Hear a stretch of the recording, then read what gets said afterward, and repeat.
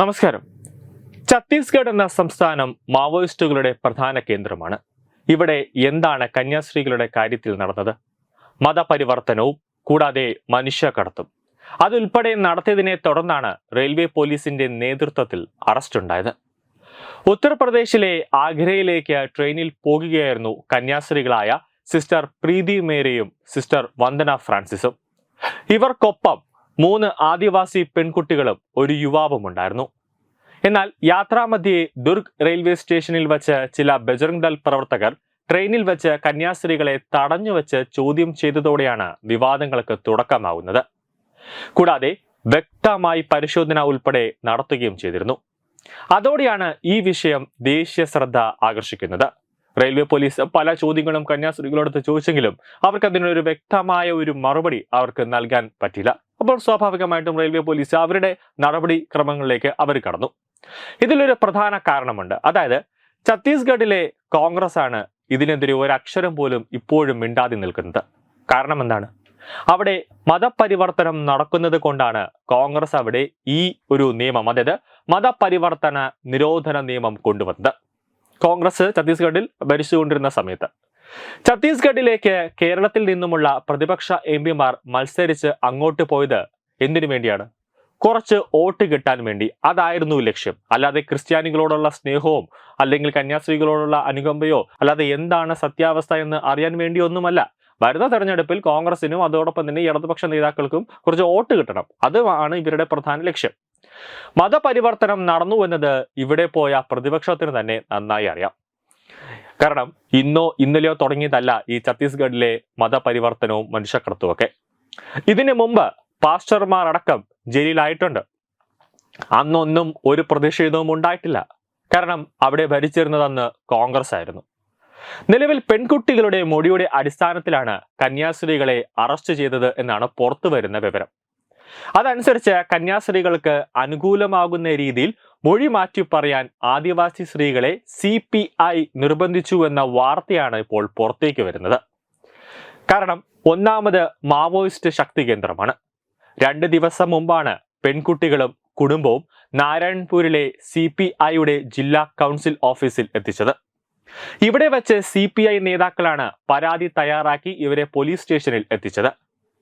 നാരായൺപൂരിൽ CPIക്ക് വലിയ സ്വാധീനമൊന്നും ഇല്ല എങ്കിലും മാവോയിസ്റ്റ് ശക്തി കേന്ദ്രത്തിൽ CPIയുടെ പ്രവർത്തനം ശക്തമാണ്. ഈ സ്വാധീനം ഉപയോഗിച്ചാണ് പെൺകുട്ടികളെ നിർബന്ധിച്ച് മൊഴി മാറ്റിയത് എന്നാണ് പുറത്തുവരുന്ന വിവരം. കൂടാതെ ബജ്രംഗ് ദളിനെതിരെ മൊഴി നൽകാനും പെൺകുട്ടികളെ നിർബന്ധിക്കുകയായിരുന്നു. കന്യാസ്ത്രീകൾക്ക് അനുകൂലമായി ആ പെൺകുട്ടികൾ മൊഴി നൽകിയിരുന്നില്ല എങ്കിൽ ഇന്നും അവർ ജയിലിൽ തന്നെ കിടക്കുമായിരുന്നു. കൂടാതെ കേരളത്തിൽ നിന്നും മാധ്യമങ്ങളെ ഇന്നലെ നാരായൺപൂരിൽ എത്തിച്ച് ഈ രാവിലെ മുതൽ തന്നെ ഈ പെൺകുട്ടികളുടെ എല്ലാം തന്നെ ഒരു ബൈറ്റ് എടുക്കുകയും ചെയ്തു CPM പ്രവർത്തകർ.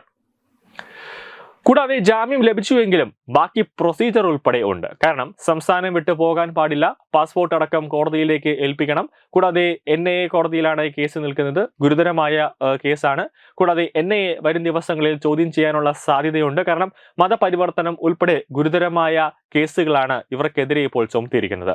അതുകൊണ്ട് തന്നെ ഇവരുടെ ഈ കേസും ഉൾപ്പെടെയുള്ളതൊക്കെ റദ്ദാക്കാൻ വേണ്ടി ഹൈക്കോടതിയിലേക്ക് സമീപിക്കാനും ഒരു നീക്കമുണ്ട്. പക്ഷേ ഈ NIA കോടതിയിലേക്ക് ആയതുകൊണ്ട് തന്നെ സംഭവത്തിന്റെ ഗൗരവം കൂടുതൽ ഒരു ഗൗരവമേറിയതായതുകൊണ്ട് തന്നെ ഹൈക്കോടതിയുടെ എന്ത് തീരുമാനം ഉണ്ടാകുമെന്ന് ഇന്ന് ഉച്ചയോടുകൂടി മാത്രമേ അറിയാൻ സാധിക്കുകയുള്ളൂ. ന്യൂസ് ഡെസ്ക് തത്വമൈ ന്യൂസ്. ഭാരതത്തിലെ അതിപ്രശസ്തമായ ക്ഷേത്രങ്ങളിലേക്ക് മലയാളം ന്യൂസ് നെറ്റ്വർക്ക് സംഘടിപ്പിക്കുന്ന ആധ്യാത്മിക യാത്രകൾ. പ്രമുഖ ട്രാവൽ ഏജൻസിയായ യാത്രാനന്ദയുമായി ചേർന്ന് മലയാളം ന്യൂസ് നെറ്റ്വർക്ക് ഒരുക്കുന്ന യാത്രയിൽ ചുരുങ്ങിയ നിരക്കിൽ നിങ്ങൾക്കും പങ്കാളികളാകാം. ഭാരതത്തിലെ പ്രമുഖ ശക്തിപീഠമായ അസമിലെ കാമാഖ്യ ക്ഷേത്രത്തിലേക്കാണ് ആദ്യ യാത്ര. കാമരൂപമെന്ന് കാളിദാസനും പ്രാഗ്ജ്യോതിഷപുരമെന്ന് വ്യാസനും വിളിച്ച അതിമനോഹരമായ സംസ്ഥാനമാണ് അസം. സമമായി മറ്റൊന്നില്ല എന്നാണ് അസമിന്റെ അർത്ഥം. ബ്രഹ്മപുത്ര നദിയും ഹിമാലയവും ദൃശ്യചാരുത കൊണ്ട് അനുഗ്രഹിച്ച അസമിലെ കാമാഖ്യ ഇന്ത്യയിലെ തന്നെ ഏറ്റവും പ്രധാനപ്പെട്ട കാളി ക്ഷേത്രങ്ങളിലൊന്നാണ്. കാമാഖ്യ ക്ഷേത്ര സന്ദർശനത്തിന് ശേഷം കിഴക്കിന്റെ സ്വിറ്റ്സർലാൻഡ് എന്നറിയപ്പെടുന്ന മേഘാലയയിലെ ഷില്ലോങ് നഗരവും ചിറാപുഞ്ചിയും അതിമനോഹരമായ മഴക്കാടുകളും ഹിമാലയൻ കാറ്റ് ചൂളം വിളിക്കുന്ന താഴ്വരകളും മേഘങ്ങളെ ഉമ്മവയ്ക്കുന്ന ചെറുകുന്നുകളും കണ്ണാടി പോലെ ജലമൊഴുകുന്ന ഉമയാങ് നദിയും സന്ദർശിക്കുന്നു.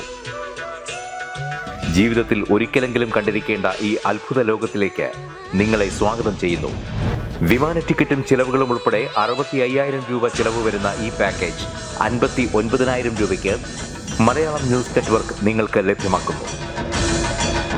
ആദ്യം ബുക്ക് ചെയ്യുന്ന 5 പേർക്ക് 56,000 രൂപയ്ക്ക് ഏർലി ബേർഡ് ഓഫറും ലഭ്യമാണ്. കൂടുതൽ വിവരങ്ങൾക്ക് ഇനി പറയുന്ന നമ്പറിൽ ബന്ധപ്പെടുക.